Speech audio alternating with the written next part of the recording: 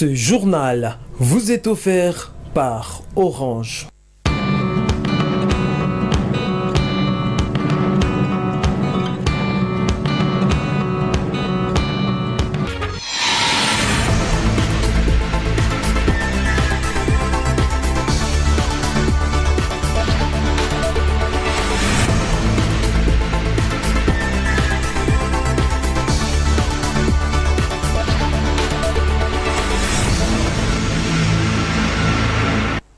Messieurs et dames, merci d'être toujours au rendez-vous de votre chaîne et une fois de plus, merci de renouveler votre confiance sur nos antennes. Il est l'heure de vous informer. Bienvenue dans cette édition du journal à la une de l'actualité. C'est dans l'objectif de barrer la route aux accidents des circulations et embouteillages en 2023 que la police des circulations routières met en garde tous les usagers de la route tout en leur demandant de veiller au respect du code de la route. L'année 2022 a été marquée par plusieurs événements.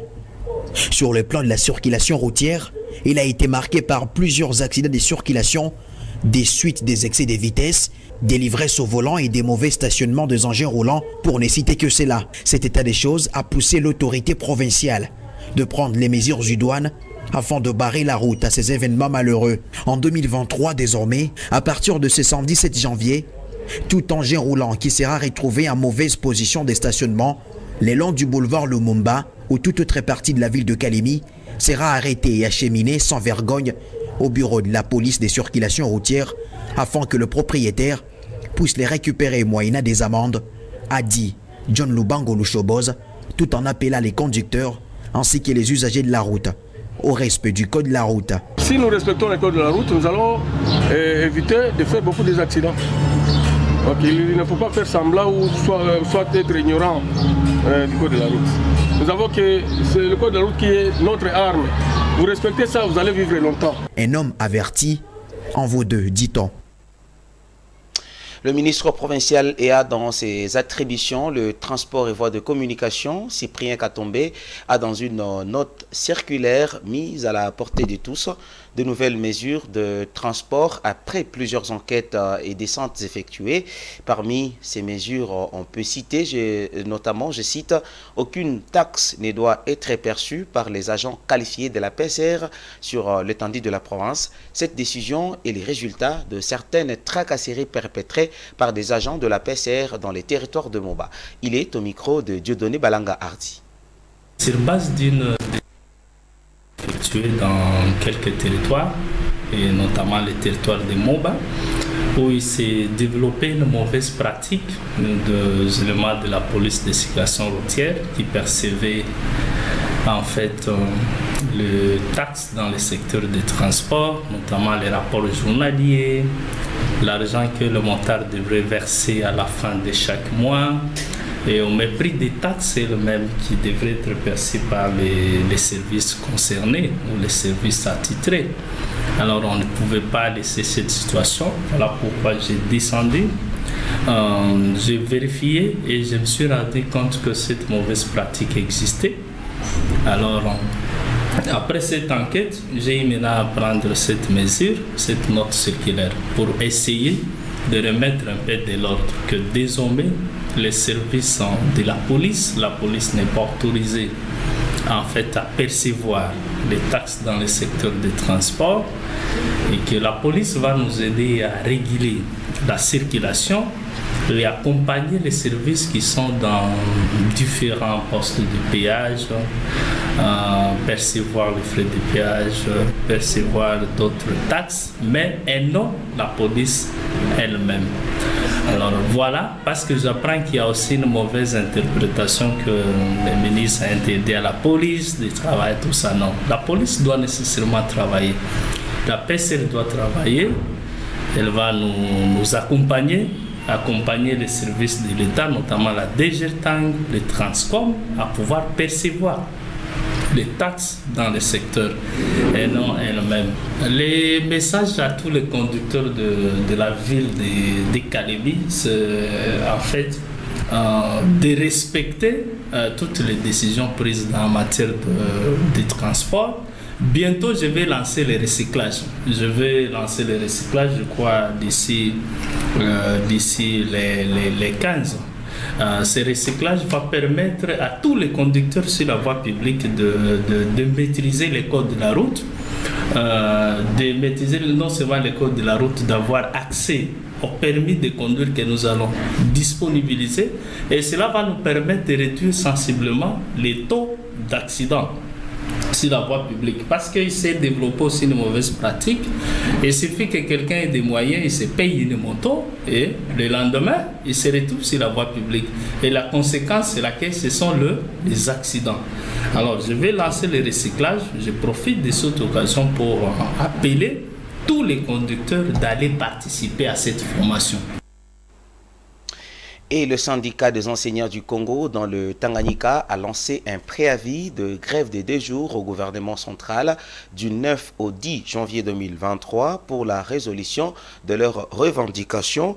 Ces enseignants appellent le gouvernement congolais de payer leurs collègues du primaire les 5 000 francs congolais de leur prime de gratuité. Et c'était au cours d'une réunion du comité provincial du Sinéco Tanganyika tenue ce vendredi 6 janvier 2023 au cercle de cheminots SNCC de Kalemi, dont plusieurs points étaient à l'ordre du jour.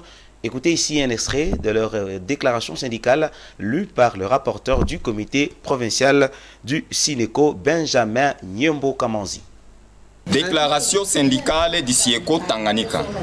Il s'est tenu en date du 6 janvier 2023 dans la salle des réunions des cercles SNCC à Kalemi.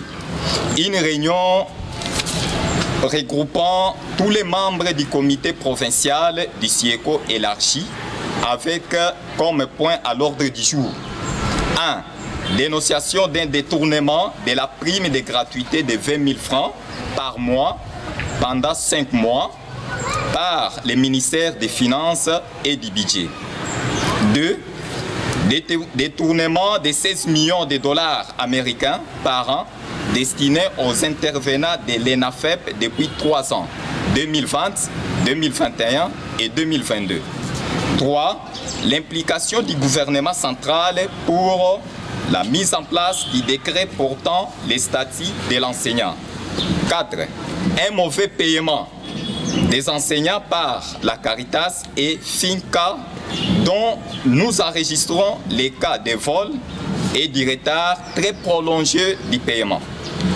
5.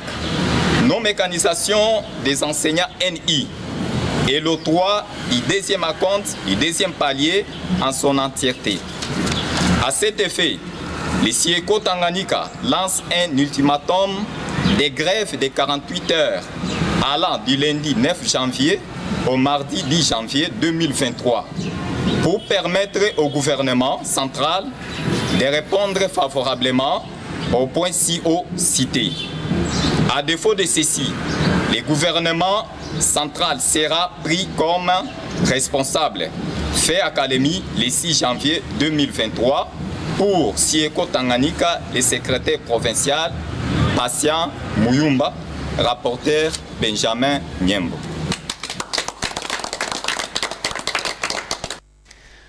L'avenue Catal se trouvant bien sûr dans le quartier Kataki 2 connaît actuellement plusieurs difficultés, notamment celles liées au délabrement de la route leur servant d'entrée et de sortie. Je retrouvais Gilbert Kayumba pour le reportage. L'avenue Catal, nous sommes dans le quartier Katakide, fait face à de nombreuses difficultés et la plus frappante est celle du délabrement de sa route principale. En effet, les habitants de cette partie se déplacent très difficilement, surtout pendant cette période de pluie. L'autorité de cette avenue, chef Mbayo, s'est confiée au micro de votre chaîne en lançant une fois de plus un cri de SOS aux autorités de la place. Dans mon avenue, nous avons déjà beaucoup souffert suite à la quasi-destruction de notre route principale. Nous avons déjà plusieurs fois demandé de l'aide, mais jusque-là, rien n'a été concrétisé. Nous demandons aux autorités provinciales de nous apporter juste les sacs vides et non les sacs de ciment. Et les restes, on saura quoi faire avec les jeunes gens d'ici. Indiquons que cette route relie la nationale numéro 5 au petit marché Makanda. L'inactivité continue à s'observer dans différents marchés de la ville de Kalemi pendant cette période post-festive où les commerçants en appellent à l'implication des autorités provinciales. Les lieux de commerce de la ville de Kalemi deviennent de plus en plus froids pendant cette période post-festive, même si certains étals sont plus visités que d'autres. Les commerçants reconnaissent que les bonnes affaires n'ont pas été remarquées comme c'est le cas habituellement, même lors des festivités de fin d'année. Votre chaîne, la radio-télévision Grand Tagadika, a sillonné quelques marchés de Kalemi et trouvé presque les vendeurs, celles entourées de leurs marchandises commandées pour la période des fêtes, mais qui sont jusque-là restant imprenables. Interrogés à ces sujets, certains vendeurs attribuent cette situation à la hausse du taux des dollars et demandent l'implication immédiate des autorités compétentes respectives. Il est tout de même indispensable de rappeler que la vie sociale dans la ville de Kalemi ne cesse de s'anéantir depuis un temps déjà. De l'autre côté, les habitants du bloc Kalenge 2, par l'entremise de leur chef, lancent un cri d'alarme aux autorités compétentes de songer à réhabiliter les ponts qui leur servent de passage. Retrouvez Dieudonné Balangardi pour le détail. Les habitants du bloc Kalenge 2 sont confrontés pendant cette période pluvieuse à la difficulté énorme liée au manque d'un pont adéquat, pouvant donc permettre une bonne circulation des habitants de cette partie de la ville de Kalemi. Cet immeuble par incorporation est donc devenu un énorme danger pour les jeunes écoliers qui traversent la rivière Kamandingela quand il pleut. Le chef de bloc Kalenge 2, Bahati Janora, a eu à lancer un cri d'alarme aux autorités compétentes. La difficulté que nous avons ici, c'est lié à notre pont, raison pour laquelle nous ne cessons de lancer du jour au jour le cri d'alarme aux autorités compétentes afin de songer à la réhabilitation de cet immeuble, car c'est devenu un danger pour nos jeunes enfants qui vont souvent à l'école et donc à tous les usagers de ce tronçon routier. Malgré tous les efforts que nous avons déjà conjugués pour tenter de sauver ce pont, on n'y arrive toujours pas. Nous demandons donc aux autorités de nous venir en aide, car Kalemi n'est pas seulement Kisebwe ou encore Mouidjumbo. Kalemi, c'est dans ces coins et ces recoins, a déclaré Bahati Janora, chef de bloc Kalenge 2.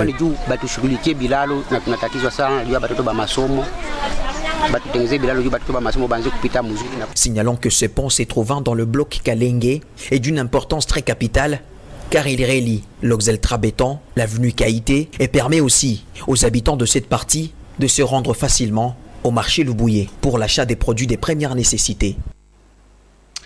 Le PPRD de Joseph Kabila a maintenu sa position de ne pas participer aux opérations d'identification et d'enrôlement lancées il y a près de 2 semaines. C'est ce que commentent la plupart des journaux en ligne ce vendredi 6 janvier 2023. Mesdames et messieurs, retrouvez Melchior Katontolo Nkoulou pour la lecture du journal des journaux.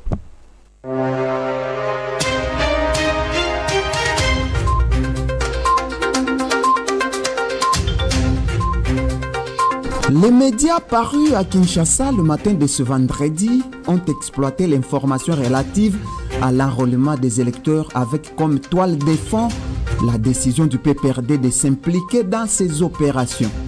Mesdames, Mesdemoiselles et Messieurs, bienvenue à l'écoute du journal des journaux. Actualité.cd au sujet de l'identification et l'enrôlement des électeurs titre.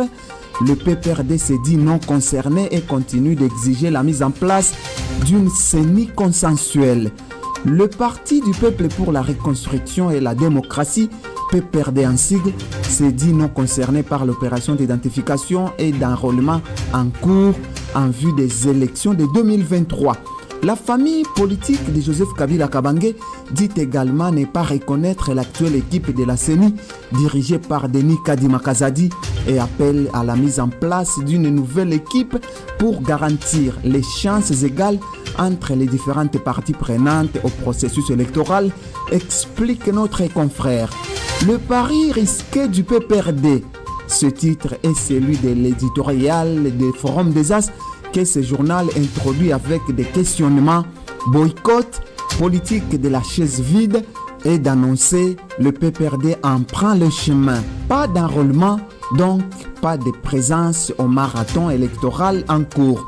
Forum des As relève par ailleurs, on peut entendre les préalables de l'ancien parti présidentiel. Le processus électoral souffre en effet d'un mal congénital que tout le monde connaît par cœur. L'absence de consensus et son corollaire, le déficit d'inclusion. Plus spécifiquement, on peut comprendre que l'ex-tout-puissant parti présidentiel n'est pas encore digéré les coups de Trafalgar qui l'a privé de sa majorité parlementaire. Ex-champion en boycott, l'UDPS de Fachi aurait, en la matière, quelques conseils à prodiguer au parti de l'ancien frère et partenaire qui l'a éjecté du pouvoir et jeté dans l'opposition de la manière que l'on sait. Le parti tshisekédiste avait boudé les élections quasi générales de 2006. Le ciel n'est pas tombé sur la tête des Congolais, estime notre confrère. L'ACP titre Processus électoral, les magistrats du ministère public civil invités à s'enrôler. Les magistrats civils du ministère public de la République démocratique du Congo ont été invités jeudi par le procureur général près la Cour de cassation, Firmin Mvondemambou, à se faire enrôler pour remplir leurs devoirs civiques, annonce ces médias. Ce dernier enseigne également que les magistrats congolais sont des agents publics rémunérés par l'État, mais ils disposent d'un statut distinct de celui des autres fonctionnaires qui permet la protection des missions spécifiques qui leur sont confiées. Ils jouissent également du droit de vote. Mesdames et messieurs, c'est tout pour la revue de presse. Dites merci à l'équipe de réalisation, Anissé Moussampois. Mesdames et messieurs, ce journal est terminé. Merci à vous de l'avoir suivi. Mais suivez-nous encore sur la page YouTube RTGT Kalemi. Mais je vous retrouve pour une nouvelle édition. À très bientôt. Merci.